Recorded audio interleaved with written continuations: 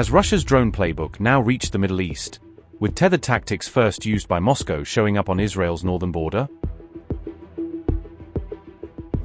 Do these fiber-optic killer drones expose Israel's biggest battlefield weakness, a gap in defenses built for radio threats rather than cable-tethered attacks?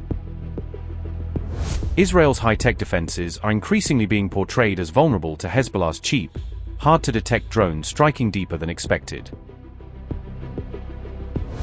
As Hezbollah's cheap drones strike deeper, did Netanyahu miss a crucial window by declining Ukraine's anti-drone offers, letting Iran-backed forces outmaneuver Israel?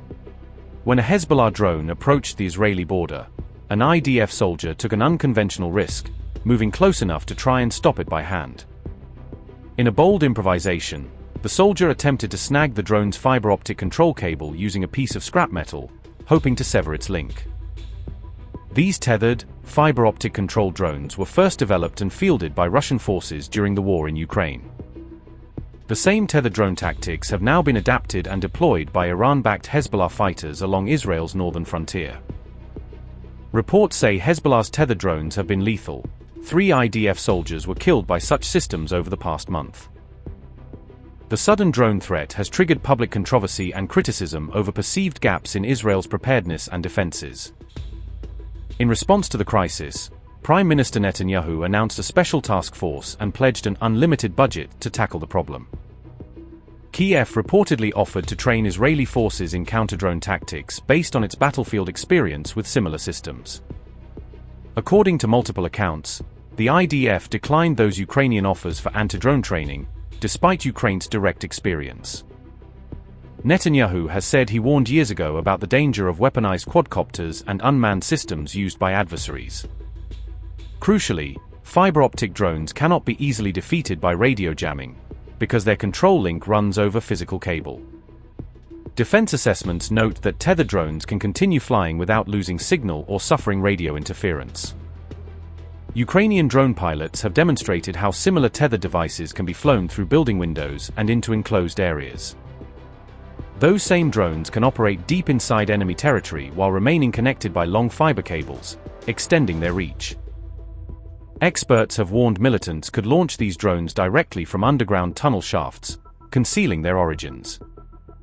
The tethered systems leave almost no traceable radio signature and produce minimal heat, helping them evade many sensors. Analysts observing the devices say Hezbollah's drones appear virtually identical to the Russian models used in Ukraine. In response, Israel is now testing a mix of countermeasures, interceptor drones, high-powered lasers, and net-firing guns, to stop the growing attacks.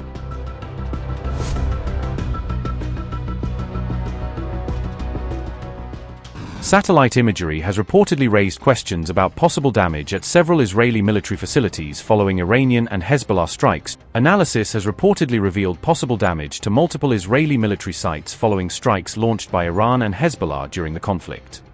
Imagery analyzed by SOR reportedly showed signs of damage across several military-linked facilities in the occupied territories. Israeli newspaper Yedioth Ahronoth published the findings using low-resolution satellite imagery cleared through military censorship procedures.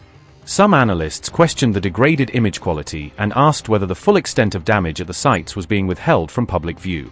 Sentinel, 2 satellite images reportedly showed 2 separate impact zones at Ramat David Air Base in northern Israel. One strike appeared to target support vehicles, while another impact zone was reportedly located near a refueling area used for fighter aircraft. Satellite analysis also suggested a possible strike near Israel's Unit 8200 intelligence facility close to Safed.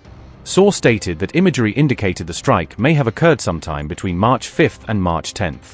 Additional satellite images reportedly showed signs of damage inside Nevatim Air Base, considered one of Israel's most sensitive Air Force facilities. Satellite footage also detected a major fire at Camp Shimshon beginning on March 10. The fire reportedly broke out on the same day Hezbollah announced a drone swarm attack targeting the site. According to the analysis, the fire spread across nearly 200 meters inside the base and continued burning for several days afterward. Comparisons with imagery from 2016, 2024, and 2025 reportedly showed the affected area had been used for military vehicles and logistics operations. Analysts added that the burn patterns did not resemble a typical vegetation fire, suggesting the possibility of a direct strike within the base perimeter. Reports said Iran launched around 670 missiles and 765 drones toward Israel during the broader conflict period.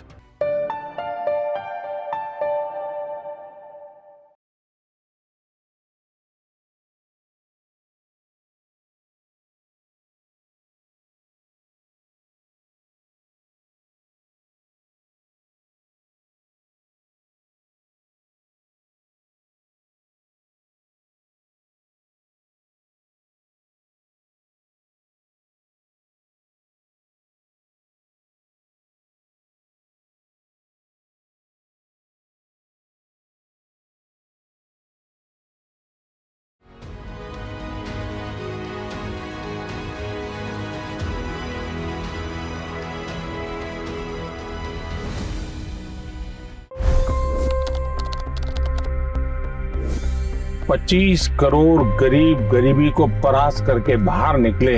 For the good of our nation, let's work together and let's truly make America great again. The fastest news breaks. Requested PM saying that look, you will have to speak to Putin and to Zelensky. The biggest news makers. The relationship with India is probably the most important bilateral relationship the U.S. will have for the rest of this century. The capital delivered quite an election result today. Expert analysis. The million-dollar question today is how to stop this dance of death. Ground reports. I'm standing at the crossroad of the Kumbh Mela. Behind me are more than 100 entry ghats. Long-form interviews. Exclusionary politics is reflected in Manipur case as well. You don't bother because this is a small state. Deep dive into burning issues. It's often said DRC could be the richest country in the whole world. It's because of what sits underneath. Why exactly did the US topple the Sheikh Hasina government? HT videos. We don't just break news, we break it down.